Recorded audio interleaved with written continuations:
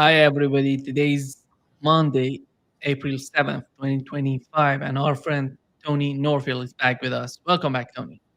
Hi. Let's get started, Tony, with the situation in the Middle East. We know that Donald Trump is moving weapons, troops to the Middle East to fight the Yemenis, and they're talking about bombing Iran. How? What's your assessment? What's your take on what's happening right now in terms of Iran and Yemen? Um, well, the US has failed completely to stop Yemen's actions in the Red Sea. And effectively the US Navy has, hidden in the northern part of the Red Sea, well away from any attacks from Yemen, um, and kind of a, a way to get around this and almost pretend that this failure isn't happening is to instead blame Iran and ignore the fact that Yemen would do it anyway. But obviously they need the material weapons as well, but they're making a lot of their own weapons, and they've had quite a lot of success in knocking out Reaper drones. I think the 18th was knocked out just a day or so ago. $32 million times 18. That's a fair amount of weaponry they've knocked out. And the impact on the Israeli economy continues to be really quite strong. So that's something that they haven't been able to stop, the US policy under Biden and also under Trump so far. So they stepped up this big bombing campaign, which obviously causing a lot of devastation in Yemen, but probably won't do anything to prevent their actions against shipping in the Red Sea. So I think what we're finding is that there's a bit of a shift building up in the direction of Iran instead.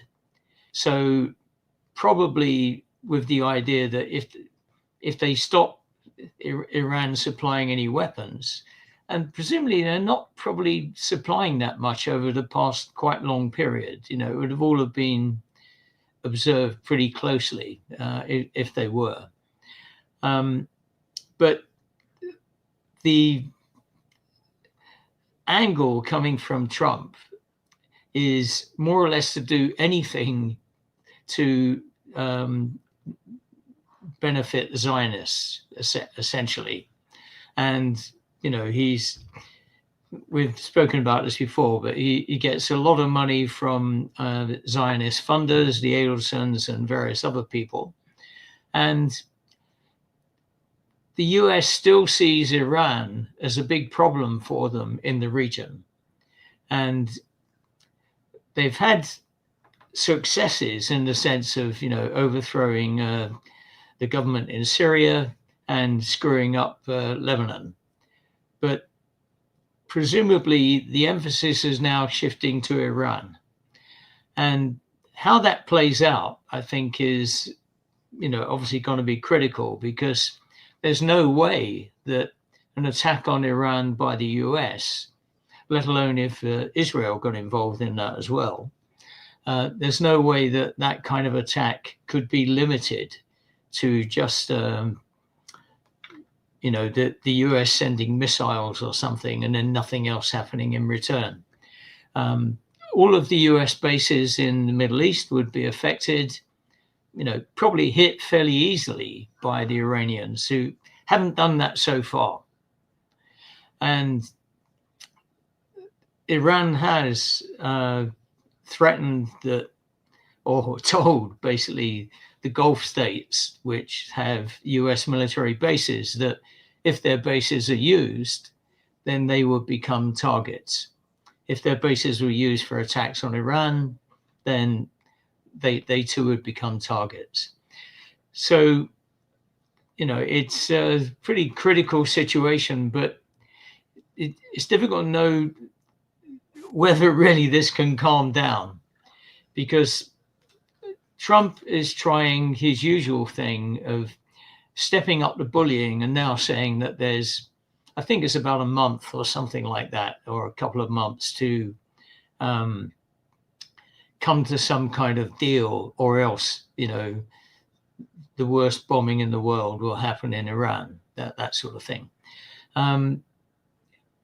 That's the usual part of his big mouth talking. But, there's an element of truth in that, as to what the policy would be.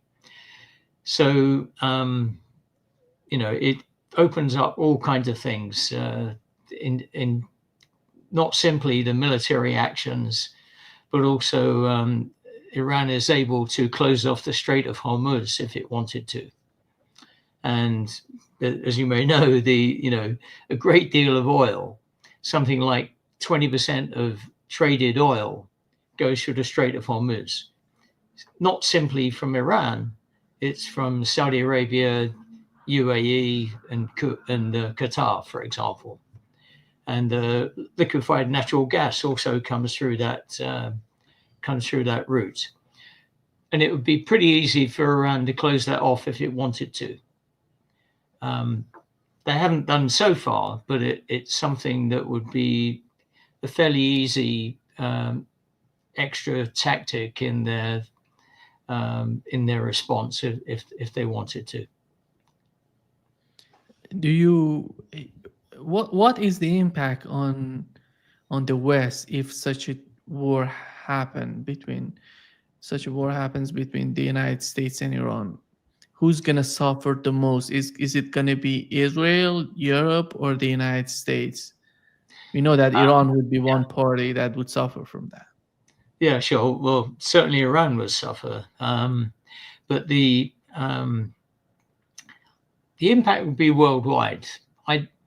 I don't think we'd see something like $300 a barrel oil or something, because as we see just recently, the tensions with Iran haven't diminished, but oil prices have dropped because of the extra OPEC output and also fears of recession. So what would happen probably if there was something like the closing of the Straits of Hormuz, then probably oil prices would go up initially, but increased oil prices would damage economic prospects again, so maybe they wouldn't stay that high for too long. It nevertheless adds to the overall sense of chaos that is growing in international relations for just world trade and everything else.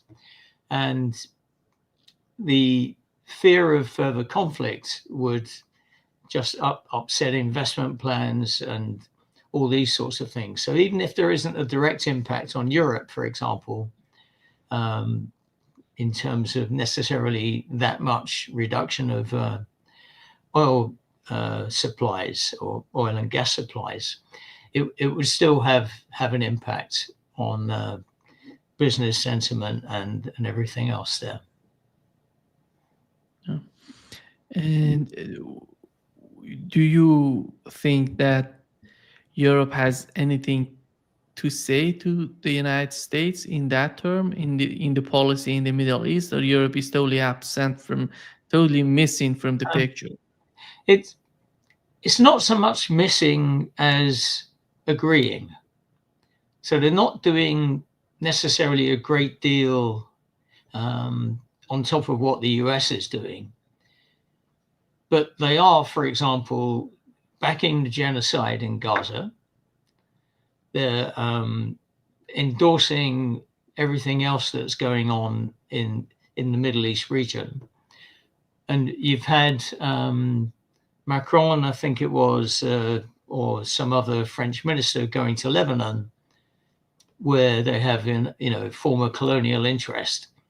And again, basically endorsing everything that the US is doing there. So it's not really as if Europe is quiet and not doing anything or absent, is actually agreeing with all that stuff. Because as I've mentioned before, the Europeans are part of the imperial gang, basically. They're second tier, third tier members, so going to be fourth tier pretty soon at this rate. But they go along with all this because it's broadly in their interests to keep this kind of hegemony in place. And because they're part of the gang, that's what shocked them even more about the Trump tariffs. How could you do this to us? Basically, we're in the same game as you are, basically. And I think that's why there are some stories now about, the so-called European response to the tariffs. And I think something recently from von der Leyen that, maybe they'll come to some kind of arrangement, do zero tariffs for zero tariffs or something like this. So yeah, they're part of the gang, basically. So their apparent absence in the Middle East is really reflecting the fact that they agree with the US policy. With what we've seen so far from Trump 2.0 and considering his first term, do you believe that he's going to start a new war in the Middle East? And that would be, if we haven't, if we didn't know that what would be the policy on the part of Donald Trump before sending the troops in against to start a new fight between the United States and Yemen, we could have said that he's not going to do that. But right now, with what we've learned so far, how do you see that? I still doubt it, in all honesty, because the situation is such that it could very easily spin out of control. But the thing which gives the rhetoric from Trump and these ministers more force is that, he almost cultivates this persona as being the crazy guy who would do anything. So therefore, if he threatens you, you better watch out. Even if the threat sounds stupid, he might do it because he's stupid. That sort of thing. That's the kind of mode that he adopts. He rhetorically says, didn't want to get involved in wars, but of course has been involved in continuing to supply Israel and, continuing to supply Ukraine with weaponry. So that kind of rhetoric can be discounted, really. And I think that in the same way as he's underestimated Russia, thinking that in line with the most of the US establishment, maybe with the slight exception of the military there, but they more or less think Russia's in a weak position. They're slowly coming around to the fact that it obviously isn't, but they have thought that, therefore they think they're in a good position to bully Russia. So that's why they're saying, you must do this ceasefire pretty soon, or, we'll be really annoyed with you, that sort of thing. And I think they would consider themselves on firmer ground with Iran, because the Iranian economy has been weakened quite a bit by, the many decades of sanctions. And so Iran isn't in a strong position. But Iran does appear to have a decent military, which I think it's conserving for something like this possibly happening. And that's probably one of the reasons behind not following through that much with earlier promises to retaliate against Israeli attacks on Hezbollah and on other other allies in the Middle East. So I I think that there would still be concern that it wouldn't be easy, and the thing that the US is threatening is missiles, effectively, because this means, okay, no troops on the ground, and probably not putting US Navy ships too close to Iran in case they get hit with anti-ship missiles. So he probably thinks that some kind of threat of a big missile attack would be enough. But he's got to register, or hopefully he'll be told that Iran will respond with missiles as well, and they can do that. And the US hasn't figured out where all the missile bases are, so it wouldn't really easily be able to close them all down in time. So I think it's probably too tricky a situation when he's already been involved in enough kind of bits of war to open up another one, which is going to be far more unpredictable. We had a report today on CNN. It says that so far the Trump administration has spent $1 billion against Houthis, which couldn't lead to any outcome, any considerable outcome for the United States. Mm-hmm. If they start a new war with Iran while they're having the conflict, this sort of conflict with Yemen, is that because in my mind that doesn't work for the United States? That would be madness if they do that. For the US, $1 billion here and there is not really that much money, frankly. I think it's much more than $1 billion. Just the Reaper drones knocked out is about 600 million. Yeah, I'm not talking about the economy part of the war. I'm talking about they're fighting at the same time, Yemenis and Iranians. Oh, yeah, true. And also they've run down quite a lot of their stocks with the Ukraine war and the deliveries into Ukraine. So they've had to redirect even some Patriot missiles from, I can't remember the country now, but they shifted them from country X to, more into the region. So they haven't got an endless supply of this stuff, basically. So even from a military point of view, that they got more limitations maybe than they would realize. But that said, they do have plenty of missiles, so they could cause a great deal of havoc and destruction in Iran if they wanted to. But it's the potential retaliation, which Iran's 2 attacks on Israel indicated that they could do and get through air defenses, that I think might hold them back. And I think, if anything, it would have been a good idea if Iran did version 3 of those attacks, just to indicate that, yes, they can step up even more.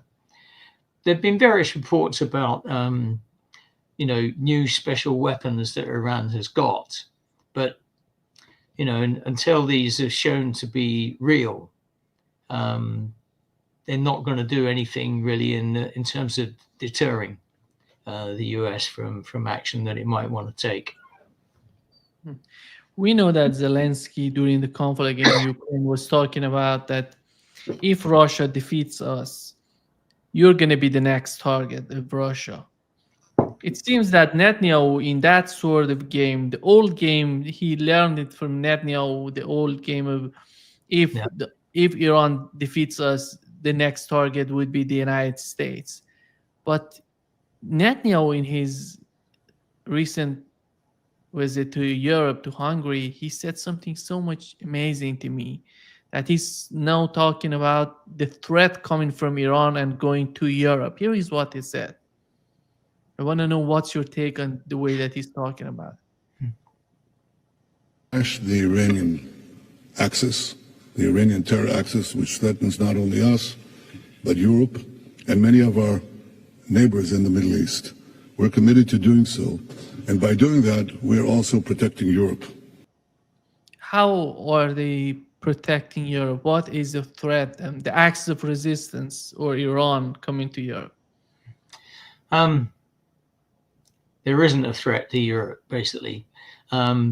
There's been a talking up of Islamic terrorism quite a bit, and Elon Musk kind of got in on the game again. So this basically anti-Islam, anti-Muslim, usually tied in with anti-immigration kind of ideas. So it's all part of this kind of story about your culture being swamped. You've got all these mad terrorists running around and people getting stabbed and all that kind of stuff. Yes, there are different atrocities going on in different places, and that's true. But the idea that Iran has got any interest in attacking Europe is just preposterous. And if anything, they're annoyed with the Europeans and not opening up trade with them, because that got turned down because they were afraid of US secondary sanctions if they did any trade with Iran. No, it's a classic thing of Netanyahu wanting to project himself in this way as this, I'm the bastion of Western civilized defense kind of thing against the evil barbarians, whereas he's not an evil barbarian, of course. He just massacres people every day of the week. So it's a preposterous thing. I don't think anyone could really be taken in by this, but there's enough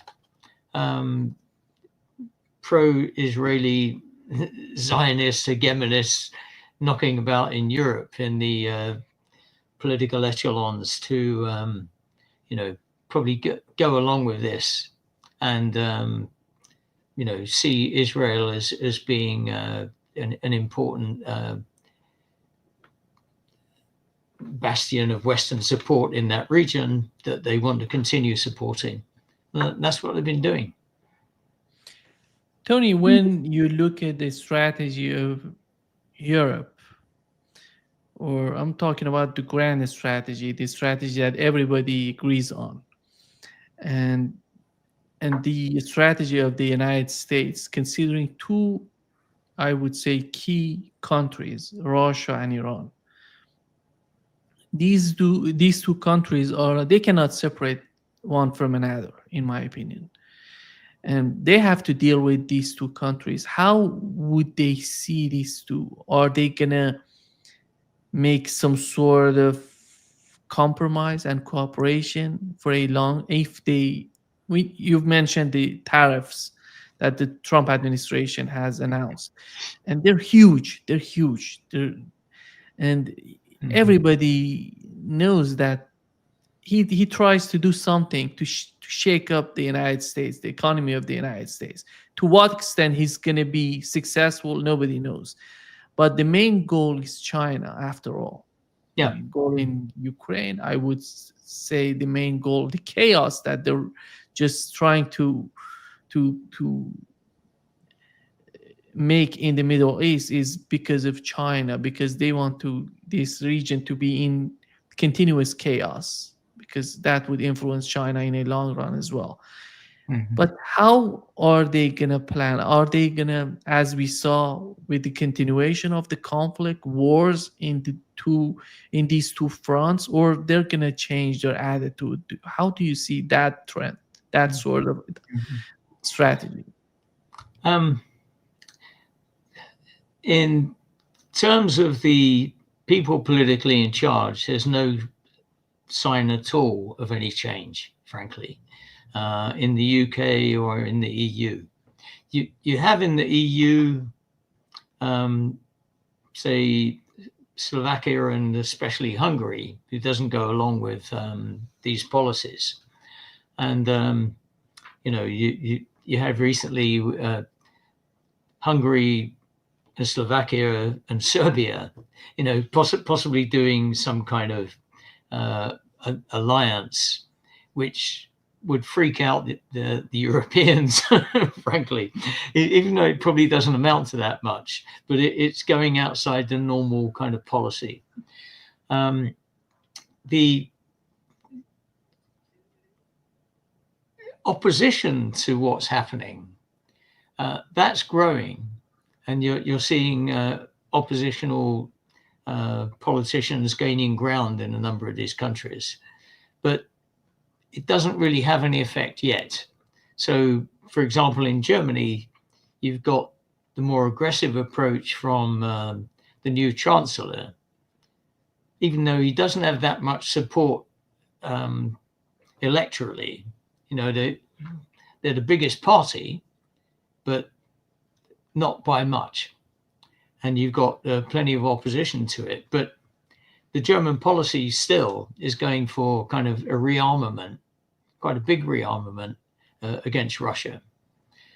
So these things, I can't really see them changing until there's a change in the political setup.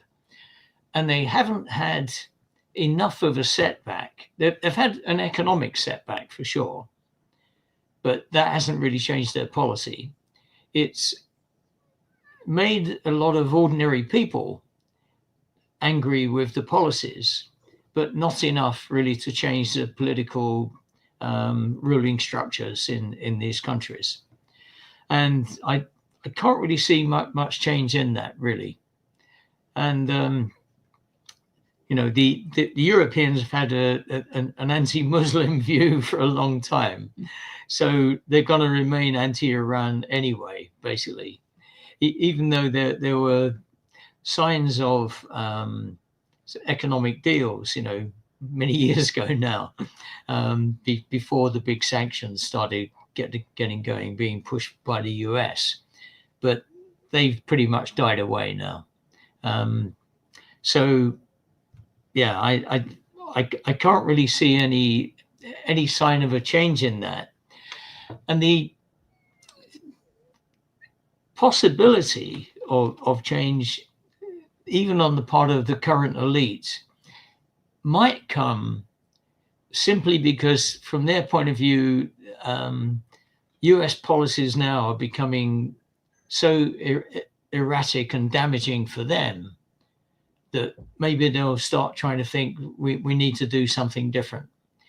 But in terms of what they'll do differently, it's difficult to see them turning around on their attitude towards China, their attitude towards Russia, basically. And Iran would be, a second or third in that respect. But basically, I don't really see them doing much, even though they're questioning how far the US is a reliable ally. Because effectively, they're following through on the policy that the US wanted. They're boosting their own defense spending, going to spend a lot more money on US armaments, and they're going to continue the previous policy. So it's not as if they're really stepping out of line even on that, although they're, making rhetorical points about how, the US is unreliable, we need to be able to defend ourselves. But they're doing exactly the same policy as they were before. Don't you think that the Trump administration, the Trump's presidency, would be an opportunity for Europe to be more independent and to make its mind for the future of Europe? Because we don't know what do they want, what are they trying to achieve so far. Yeah, well, they haven't for decades shown any real sign of wanting independence.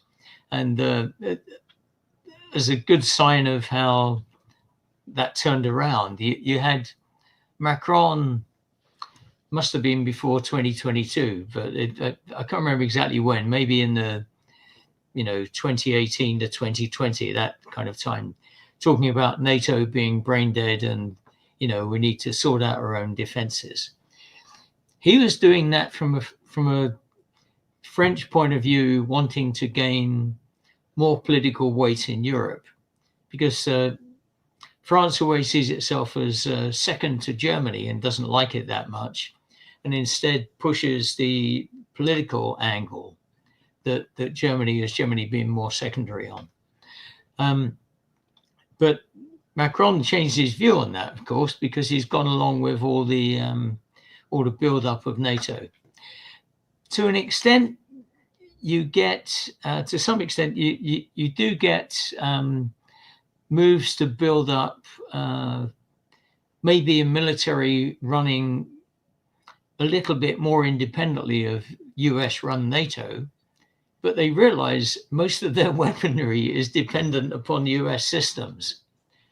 And there's the example recently of, in terms of satellite communications, they're in a bad way, really.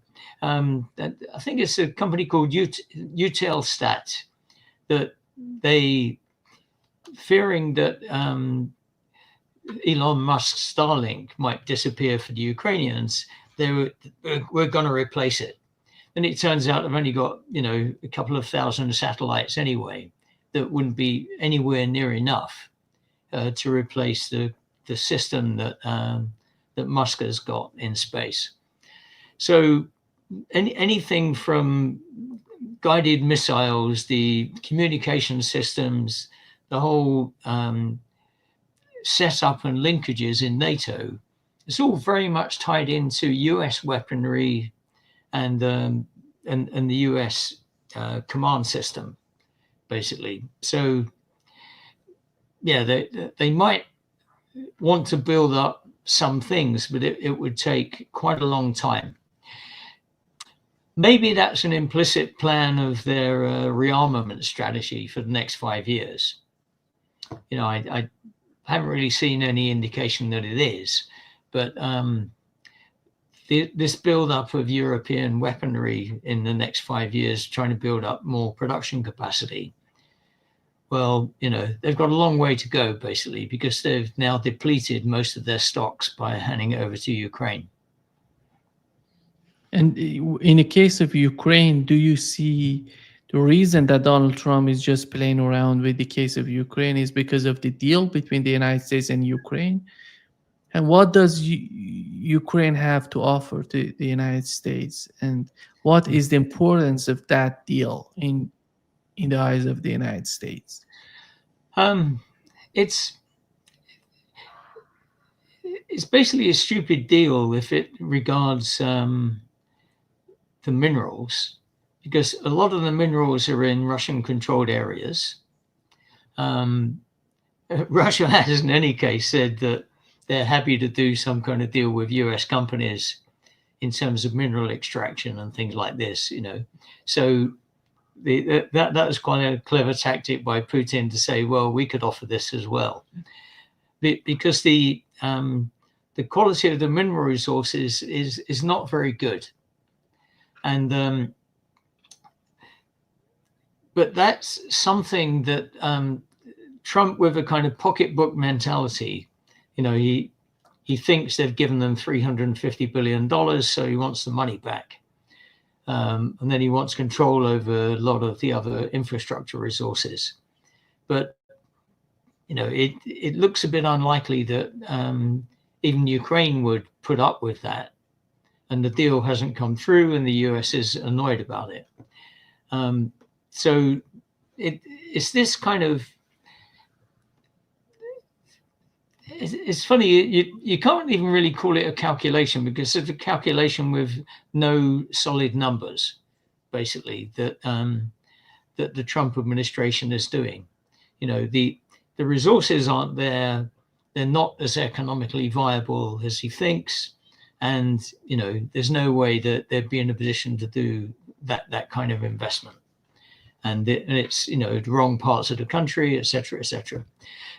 So I think all of that is just symptomatic of the way that Trump operates and is part of his gripe about giving money away for nothing. And, presumably that will still continue. So there won't be that much supply of weaponry to Ukraine. And they'll still want to get out of it because it's a losing game, basically. But they haven't gone out of it yet. And they think instead that they can bully Russia into some kind of ceasefire deal. Just to wrap it up, Tony, we've talked about the tariffs on each and every country on this planet by the United States. How do you see the way that China is trying to deal with it? And who's going to be the winner, in your opinion, as we saw it so far? I think China will be the winner, basically. Admittedly, the Europeans are afraid that China might shift its exports towards Europe rather than in the US. But they responded very quickly and decisively with their own 34% tariffs and on US exports, and the restriction of rare earth minerals as well. The thing is that in recent years, China has reduced the amount of trading it does with the US. About 14% or so of Chinese exports go to the US. So it's still a significant amount, but it only imports from the US about 6% worth. And the averaging of the two is about 11% because the exports are much more. And they've got other markets they can develop, and they have been developing, in Africa, the rest of Asia, and Latin America. So China's been preparing for this for quite some time because it's been under different kinds of US sanctions for the past 20 years, basically. So it's been building up, the Belt and Road Initiative and the whole BRICS setup. So is in a pretty good position to manage this. And what we've seen recently is that the economy is still ticking along, not growing maybe quite as fast as they would want, but it's still growing at about 4%, something like this. Maybe not the 5% they want, but about 4%. And they're going to do an economic stimulus package that they could do given their resources as well. So they'll be affected by these US tariffs, and that effect might get a bit more serious in the coming months, but they can put up with it, and it's worth putting up with in order to avoid the bullying that goes on from the US. So I think, they'll put up with these policies and be able to withstand it without making any concessions, basically. Thank you so much, Tony, for being with us today. Great pleasure as always. Thanks. Take care. Bye-bye. Bye.